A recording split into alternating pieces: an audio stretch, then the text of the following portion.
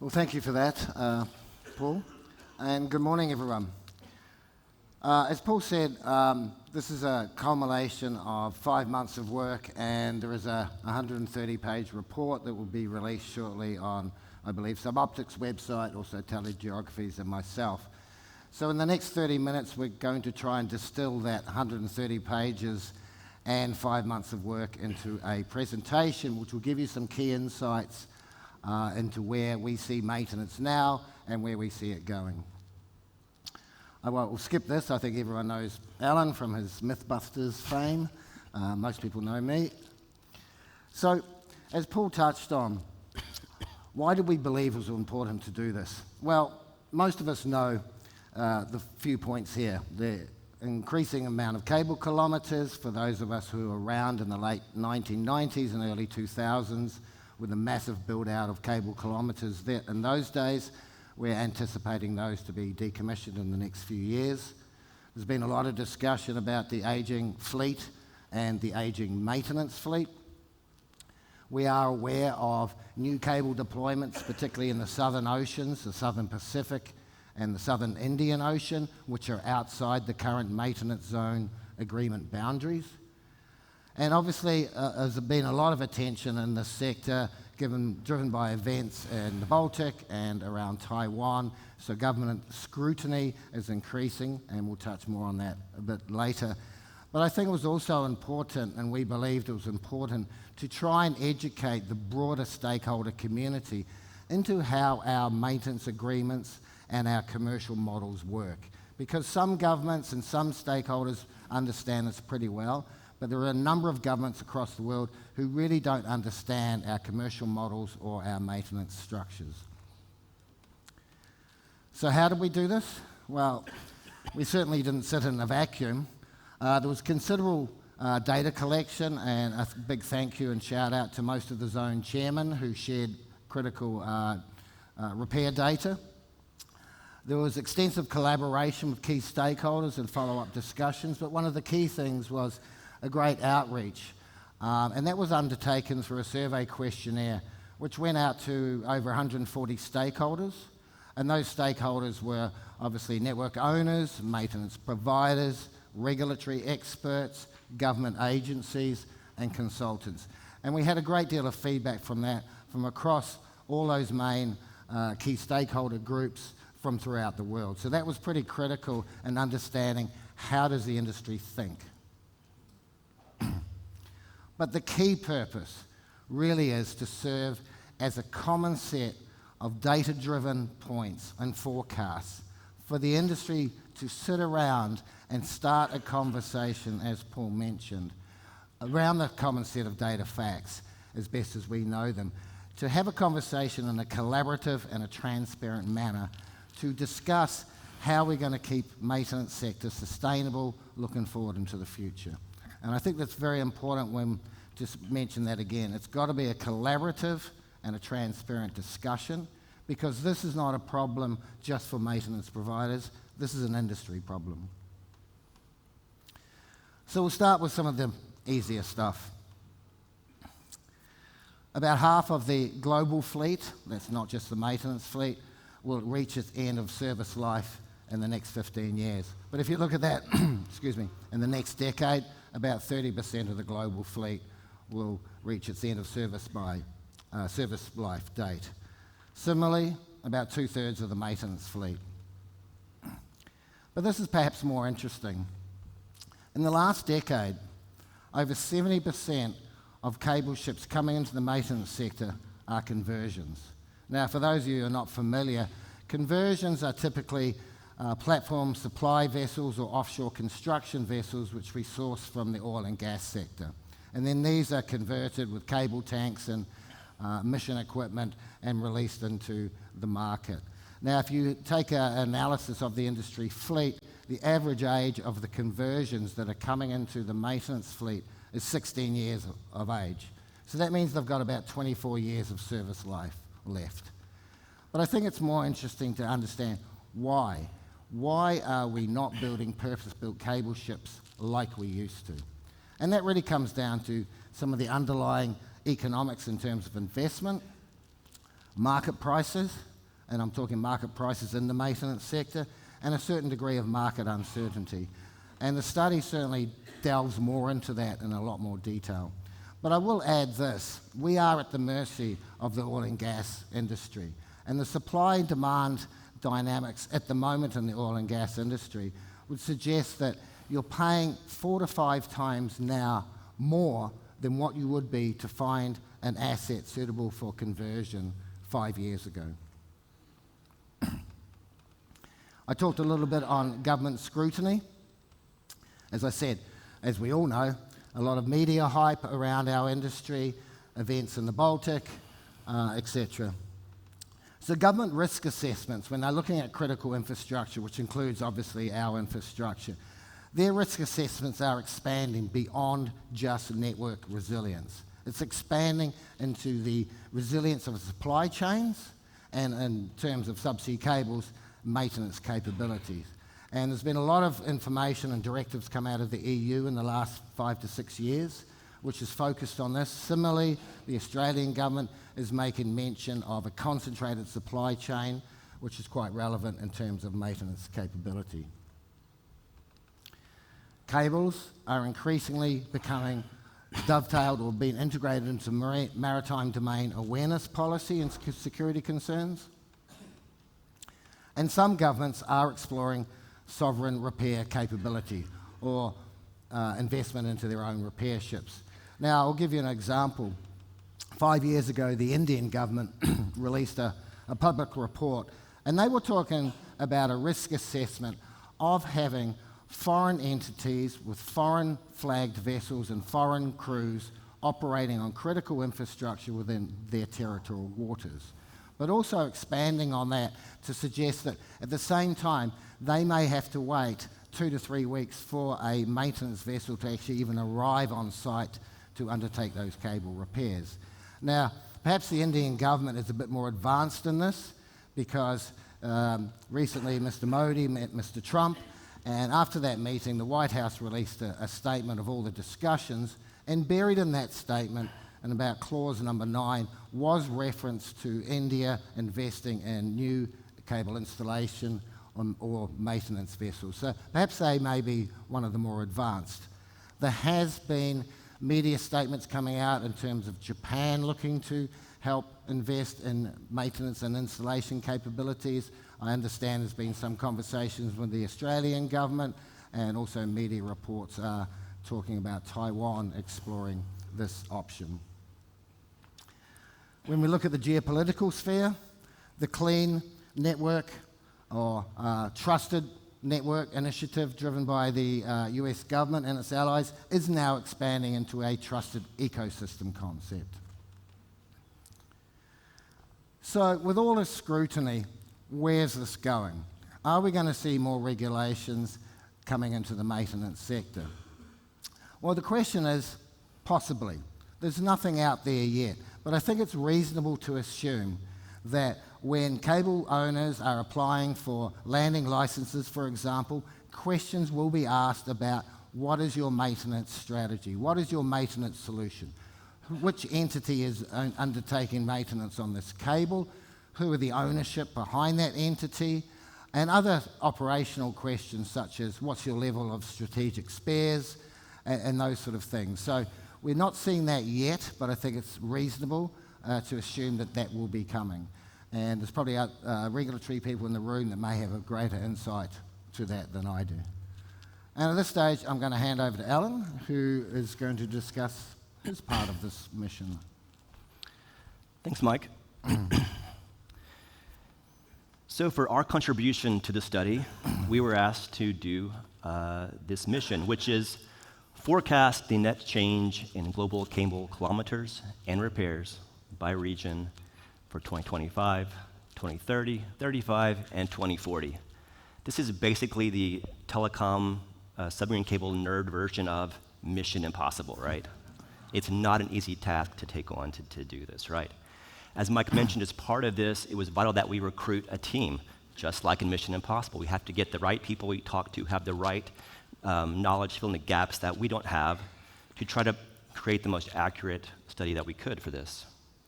So at the high level, how do we approach this? So First, we take existing cable kilometers, right? Makes sense. We're going to add in the kilometers from new cables that are going to enter service by 2040, pull out all these cables that are going to be retired over the next 15-year period. That's the net change. We have to try to figure out repairs. To use that, the only way to do it that we could realize was to use a metric that was a repair per kilometer for different regions of the world. That goes together. There we go. Total repairs. Make sense? As Ethan Hunt would say, I need you to trust me. Okay. Let's get started here. So this is how we define the regions for the study.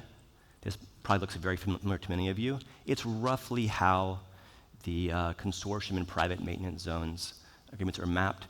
We did make some changes. We disaggregated some regions because there's overlapping parts of some of the agreements.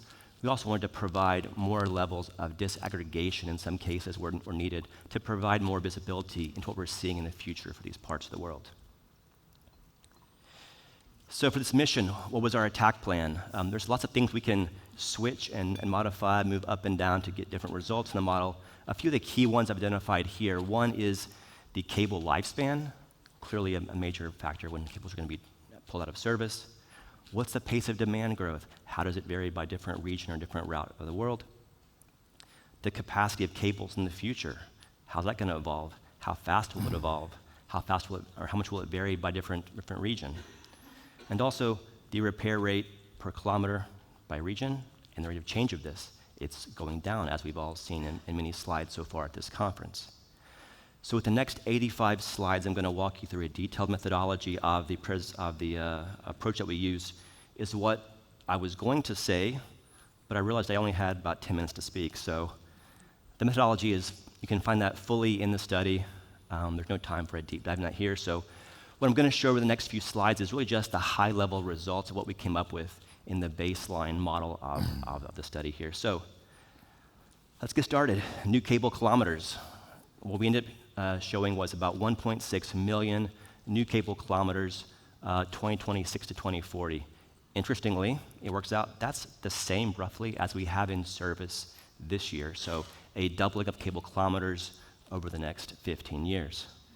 The new cable kilometer growth, according to the baseline model, would heavily be focused in these four areas: Southwest, Northwest Pacific, Northeast Atlantic, and Northeast Pacific. You can see here the 15-year amount per region. Now, I'm sure some of you are thinking, this is kilometers by region. This doesn't make sense to me. All I care about is number of cables and routes. So let's go up to a higher level to figure out how we got to these kilometers. Let's look at the number of cable forecasts per major route. So that's here. This is not kilometers, this is number of cables. You can see the most new cables in this baseline version of the model would be transatlantic, transpacific, and intra-Asia. All of those routes have more than 20 cables during this period. That's more than one cable per year. All right, that's new cables. Let's go into the next part, which is forecasting cable retirements. This is very hard to predict, as you might know. What I've shown here in this chart are some of the recent cable retirements. Sometimes it's happening at 25 years, like CME 3. Sometimes it's before 25, like TAT 14, China, US. So there's a pretty big range here when cables are being taken out of service. But what's looming is the most important part here. Here's cables that are over 20 years old. I've color-coded them by their rough route where they are. So you can see the dark blue is the Atlantic, and the yellow is US to Latin America. There's a lot of cable kilometers in these areas that are really old, right? Some of them are at 25 years already or soon will be. That has a major bearing in the model outcomes, as what we'll see in subsequent slides. So the baseline, we just assumed 25-year lifespan for repeated, 35 for unrepeated. Cables that were already at or beyond these levels, we assumed they would all be turned off by 2030. That was the baseline assumption here. What that gives us is this. There is about a quarter of cable kilometers that could be retired then by 2030, given these assumptions. For the 15-year period, that would be 845,000 kilometers. So you might wonder, why is there so much in this first 5-year period and so much less? Well, think about what happened 25, 30 years ago. Telecom boom, right? Lots of cables built late 90s, early 2000s. Those could be going out of service in this first 5-year period here. So let's bring it together. We have the new kilometers, we have the cable retirements. What do we get? 1.6 existing plus 1.6 new minus the 845 retired. 2.4 million kilometers in service by 2040 was the baseline result. 48% increase over the 15-year period. Now you might be worried and say, oh, look at this. It's only going up from 1.6 to 1.7 next 5 years. Oh no, that's a horrible thing. Oh, remember, we're showing a lot of retirements happening. That's why it's depressing the growth rate in this first 5-year period. So let's not be too worried about that. That's the kilometers. Now let's go into the repairs. This is an area where we don't have any experience. We're not experts in cable damage, repair at all. We had to seek outside guidance. As Mike mentioned, we got some input from the various zones, the private agreements, to help provide some repair data, which was very helpful in trying to estimate this. But I also wanted to thank Ocean IQ, who was very helpful. We provided them with the regions as we had defined them on the map I showed previously. They provided historical repairs per kilometer for several years back to help guide the baseline assumptions for how this could be trending going forward. So we've been seeing a deceleration, a slowing in the fault rate per kilometer over the past several years. So we continued that rate of erosion, deceleration in the model. Even with that slowing fault rate, the repair rate per kilometers, we still are seeing, by 2040 at least, a increase in the number of repairs. So 287 repairs by 2040, up from just a little over 200 this year in the forecast. That's just a 2.1% annual increase in the number of repairs. It's worth mentioning that when you see this, you might think that's a lot of repairs.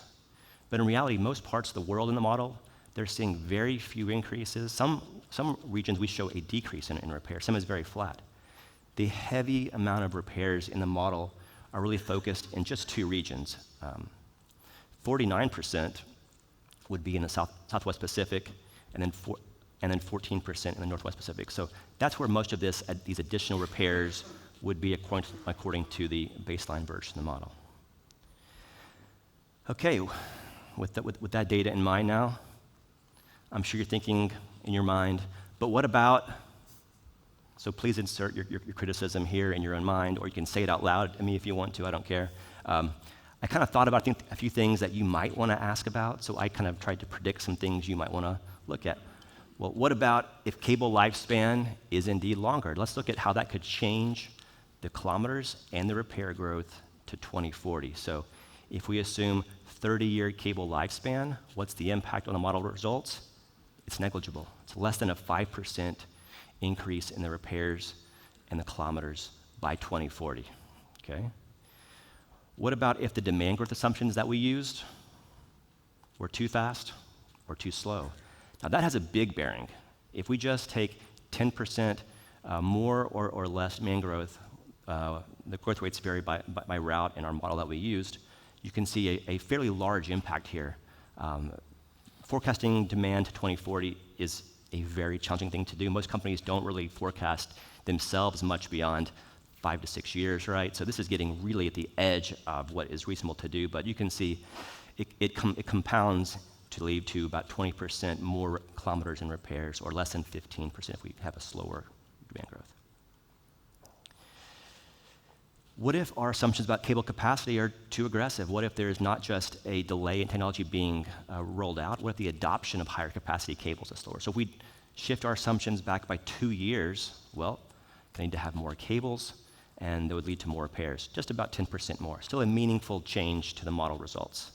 And finally, one variable that just impacts the number of repairs would be if we increase or decrease the rate at which the repairs per kilometer are slowing. A 50% faster or slower would lead to about a 10% change in the 2040 value for the number of repairs. Okay, there's a lot of challenges to this, and we can't really run from them. Not me, not Mike, and not Tom Cruise. We can't escape certain things. One is there's confidentiality issues with maintenance agreements, the repair data by cable. We don't know which cables we don't have access to it ourselves, and which ones are the most fault-prone, least fault-prone, what's the history. So trying to forecast the repairs is exceedingly challenging. The demand growth, as I mentioned, it's very uncertain, especially in the outer parts of the model. Small changes can have a really large impact on the results. The pace of technology, not just the deployment of them and the development, but who will adopt the higher capacity cables in the future and on which routes has a big bearing in this. And one last thing that we mentioned yesterday in the Mythbusters session is that there's really two companies that are driving a large amount of investment. Any changes by them in how they build their networks, how they design their networks, could have a big impact in what we see in the kilometers deployed in the future, and accordingly then on the amount of repairs that would be needed in the market. So I'll turn it back over to Mike here to wrap this up. Thank you.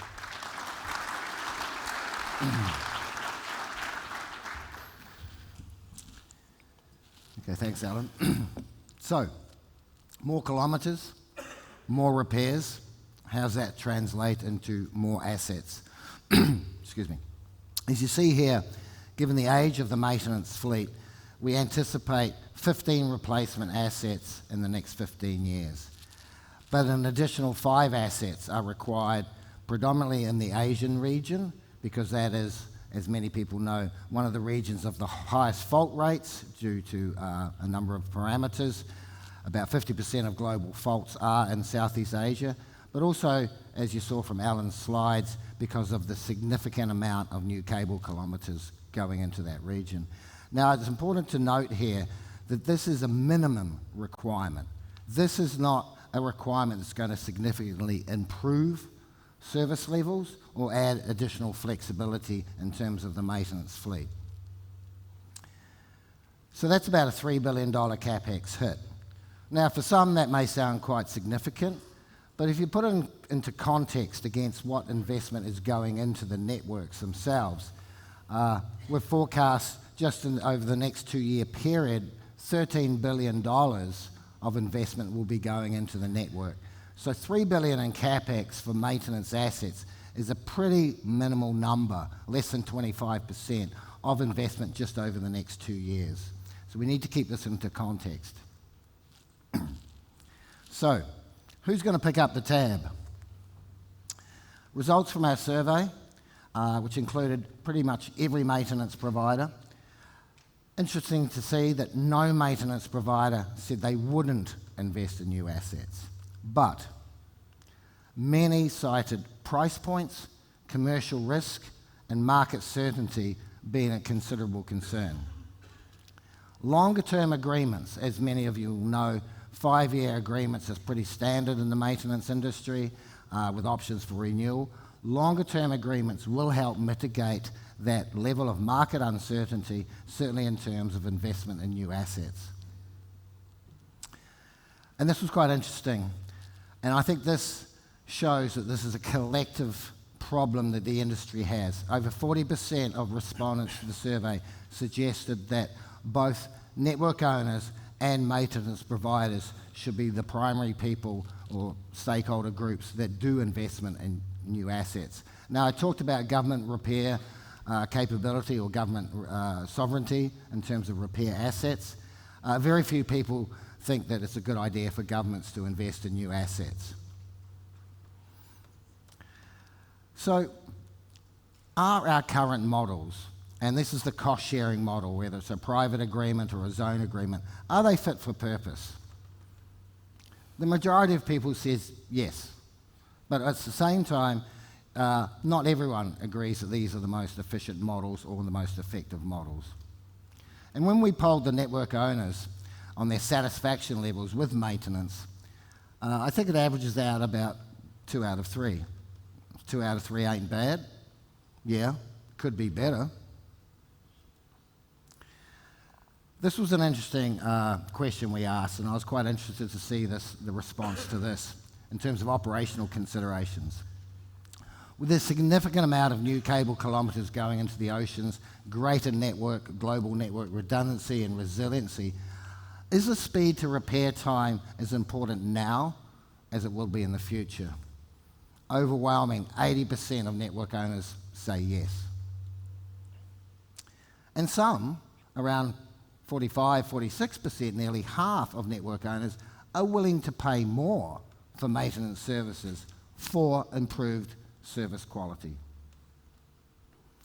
Permits, unsurprisingly, remain the greatest concern, and I'm talking about permits for repair operations, which are largely outside of the industry control, but we'll come to that a bit more later. The competitive dynamics. Most people understand that we have consortium or club agreements and we have private maintenance agreements. Most people believe this element of competition is healthy for the industry. Not all. Some regions, such as the Central Pacific and Northeast Pacific, there are no competing agreements. But competition, the way we structure competition and maintenance, is based on price points and overlapping boundaries. And like many industries, when competition is based purely on price and not service quality, you can get ultimately over a period of time that you can get an erosion of that service quality. So a snapshot of the Atlantic and the competitive dynamics in the Atlantic. From the model, the Atlantic is going to see negative cable kilometre growth over the next 5 years. Now that's quite important. It's one of 2 or 3 regions, but it's about 30,000 kilometres of cable is going to exit the Atlantic over the next 5 years for the reasons we discussed earlier. That has a commercial impact on the maintenance agreements. And depending which agreement it is, private or consortium, who takes the hit on that? And the report explains how these commercial models work and the difference between private and consortium agreements. Also in the Atlantic, we have a duplication of vessels and we have a duplication of depots. So the question is, really, with these competitive models that we have, the way we compete in maintenance, there is a question, a reasonable question to ask, is it the most efficient way to use the assets? Now, if you kind of look throughout the assets in the Atlantic, on average, the utilisation of the ships is around 25 to 35%. So that's pretty low. So for 65 or 70% thereabouts, these vessels are on standby. So things that we can't run from, but things we can run towards, things that are within industry control. We understand there's a significant need for investment and to expand the fleet and to replace the fleet. And again, this is an industry problem. It's not just a maintenance provider problem. Government scrutiny is likely to lead to more regulation. Government industry engagement is even more critical than it ever has been. Now we have the new ITU advisory body and the work of the ICPC. In some regions, the cable protection committees add another value add at a more tactical level perhaps. We are missing cable protection committees in Asia and in the Middle East, and particularly in Asia where we have all the problems there. That's a gap we need to cover. But we don't want to be the tail wagging the dog. So industry engagement with, for example, the EU has been very, very sporadic over the last few years. The industry needs, as I said, a collaborative and transparent approach to understanding this. As I said, we've got some data now for industry leaders to sit down and have these discussions to look at how do we help mitigate the market uncertainty to facilitate new asset investment. How do we enhance the efficiency of the assets we do have, and that's both ships and depots, and also bring some more flexibility in what we can do with those assets. We need to rethink how we undertake competition and really examine, is this the best way we can keep competition into the maintenance structures? And obviously we need to adapt to the changing geopolitical and regulatory environment. And so with that, our time's up. I'll leave it to some questions perhaps. But I would also encourage you, Paul, I believe the report will be available for public dissemination within the next few days. I encourage you all to read it. It will help you many people understand the challenges we have in a lot more detail than what we've had to distill 5 months of work into 30 minutes. So thank you.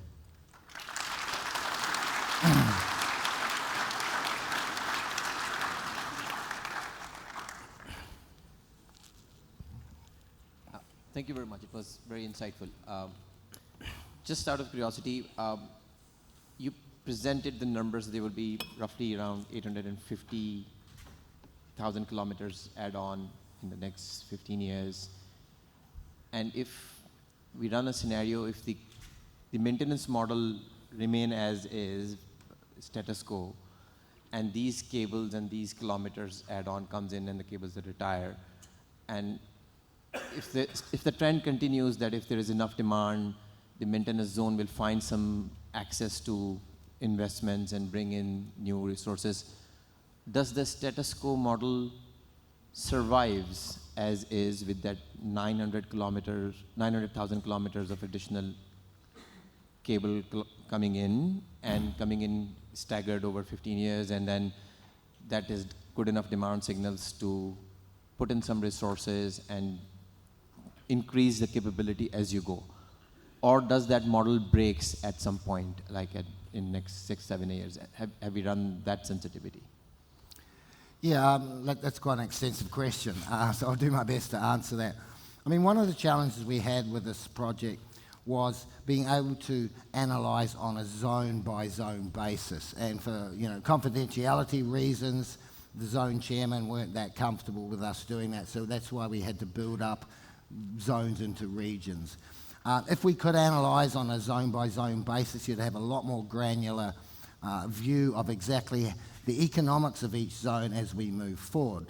And that's all dovetails into what's the commercial models behind the respective zone agreements. So it's very hard to ask that question, but I think the key of this is we've got a set of data, as best as we know it, to show us what we're likely to be facing, and that allows some sort of forward planning. Because I don't really think that some of the comments that came from the maintenance providers, it would be good to have greater transparency from the network investors to understand what they're going to build, how much and where over the next few years. So again, I think one of the key things here is this is a collaborative approach that's needed, and it's an industry problem. It's not just a problem for the maintenance providers, why aren't you investing in new vessels? It's more the question is, how do you help me invest in new vessels? And within the report, we have a co-investment structure because, a lot of the people, a lot of the survey respondents indicated they think that both network operators and maintenance providers should both invest in cable assets. So there's a commercial model, but it's been built into the report. There's a model that's open for discussion. So I know that didn't really answer your question that well, but read the study and please come back to us. Hi, Mike, it's Steve Mauldin. Do you think there is a real danger of the national fire engine cable ship scenario if the cable owners don't come up with a collaborative or an effective collaborative solution to ensuring that each nation has access to cable repair facilities? I'm not too sure what you mean, Steve, by the fire engine scenario. Well, if they mandate, each nation was to suddenly say, well, I want a cable ship. So in Europe, for example, UK, then Ireland, then EU, and then in Asia you say, oh, India wants it, and then the UAE wants one, and Oman wants one.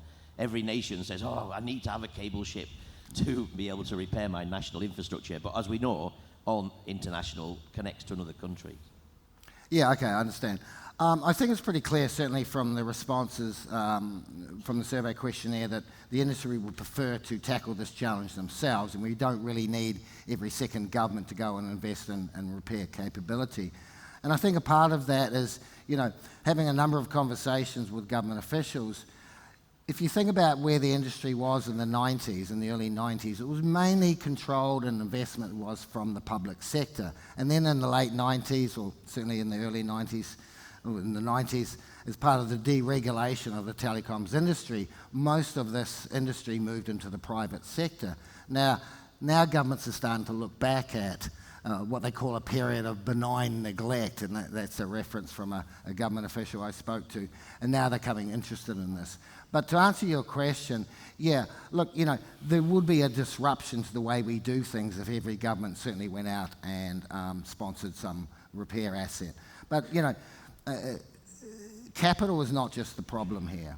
You know, you can bring a lot of capital to invest in new assets, but you need to have the offshore personnel, the experienced offshore personnel to run that. And for every vessel you have, you need 2 full crews, plus some contingency. Now, we have a problem in the industry with bringing new people into the industry. We have the same problem with the offshore expertise.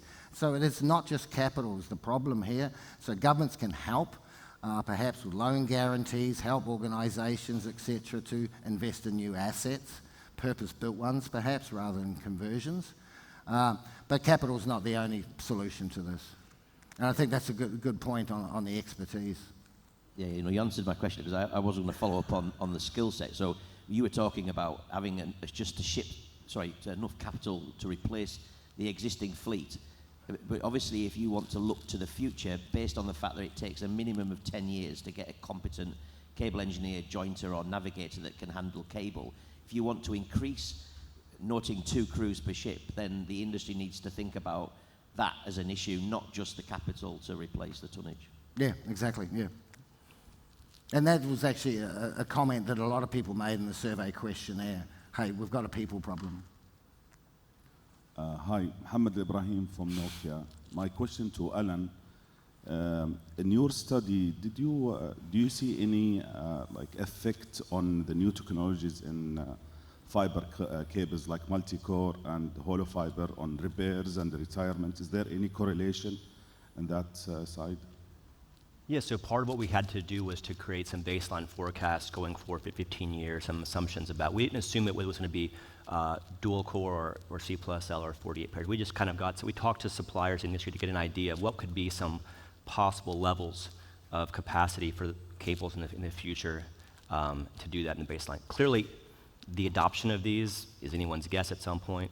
But we do take that into account. It's a key important of the study is to understand that the capacity of cables is going to be increasing in the future. So it's a big bearing in the number of cables. So that's one of the key elements we have to be very cautious about going forward, especially when we get beyond the 5-year period when there's less visibility in what's actually going to be put in the water. Do you think it affects like the retirement time for cables, or is there any correlation between retirement of a cable and these technologies? Or do you think it's the same?